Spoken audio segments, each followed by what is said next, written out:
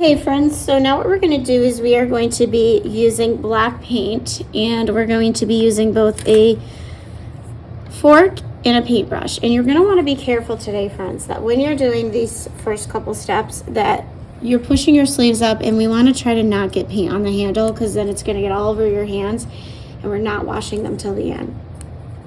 I am going to start by doing the scarecrow first, so that way if I have to go down a little bit farther on my paper, I can do that. So I'm going to dip my brush in the black paint, and we're using these small flat brushes so it's easier to draw flat shapes. So the first shape will be the hardest because it's a circle. So I'm going to come from the top a little bit, and I want to save room for a hat later on my scarecrow. And what I'm going to do is I'm going to start by drawing a circle. And when you're drawing with paint, the challenge with that is that if you make a mistake, you're going to have to just somehow paint over it. So it's not a big deal. All right, when it comes to the drawing with paint, you just kind of want to have fun. All right. So now what we're going to do for the body, if you want it to be kind of like a girl scarecrow or a scarecrow wearing a dress, you could give it a triangle for the body. I'm going to give mine a square. So what I'm going to do is come right below that circle. Notice how I'm drawing it out first. Okay. And then I'm going to go ahead and paint that in.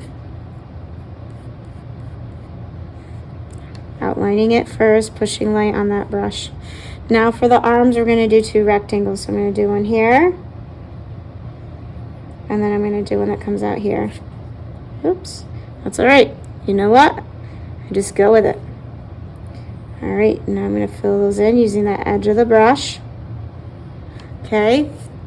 Okay, so I'm looking at this. I think I want to make the top of him a little longer. Now these scarecrow we're drawing today, it's not going to really have any pants on. It's just kind of like a long shirt.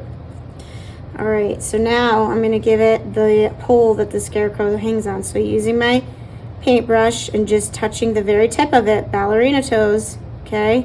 It's not going to be in a tip because it's a flat brush, but if you're pushing light, look how straight that line is. I can go back over that one more time if I want. Okay, so now we're going to make it look like our scarecrow has some straw hanging out of him. So you actually don't need to dip your brush in any paint for this. What you're going to do is pushing very gently. You're just going to drag a little bit of the paint that's there out in vertical lines like this. I'm going to do that there where the arms are, and then I'm also going to do some over here, okay, at the bottom. So now that I have that done, I'm going to start to add some other details like the hat and the scarf. So with the hat, there's options. You can do a rounded hat like this, or you can do a triangle hat like this. With the triangle hat, you just start with a triangle and then do a little curved line out of it.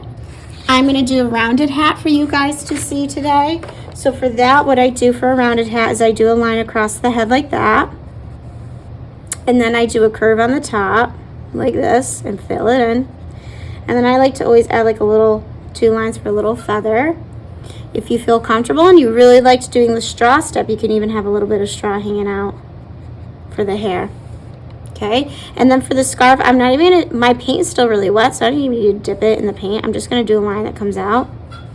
Maybe it's looking a little dry. I'll get some paint. So 2 lines that come out like that. Okay, everybody's, listen, when you're painting with a paintbrush, it's always gonna look different. Every single one of these that I've painted has looked completely different. You want to try not to touch this, you know, right now that you have that there, because we don't want to smear it, okay? So now what I'm going to do is take my brush, and we're just going to add some texture for grass, but we don't want to overdo it. We still want to see some of that base coat. So look how nice this one was. That was my second scarecrow. My first one, I honestly think I used way too much black. So, oops. All right, see? I got talking, I made a mistake. So what I'm going to do is take my fork, and I'm just gonna kind of spread that and make it look like it's, you know, grass hanging out. You know, that's part of art. When you make mistakes, figure out how to fix it. So I'm using the edge and the tip. I can go in both directions, and I'm basically scraping away. I'm being careful because look, I just flicked a little paint. So if you're not paying attention, these are the things that happen, friends. You make mistakes.